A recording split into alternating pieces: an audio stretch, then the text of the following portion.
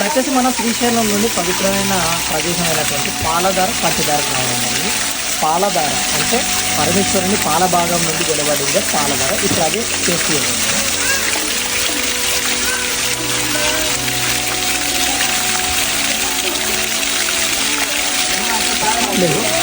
Next వచ్చేసి పంచదార.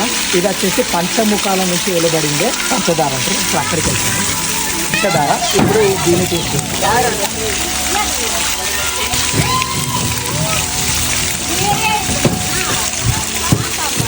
కాస్త డిఫరెన్స్ ఉన్నది. పక్కన వాటర్ ఫ్లో ఉన్నా కూడా రెండు స్లైట్ డిఫరెన్స్ ఉంటుంది.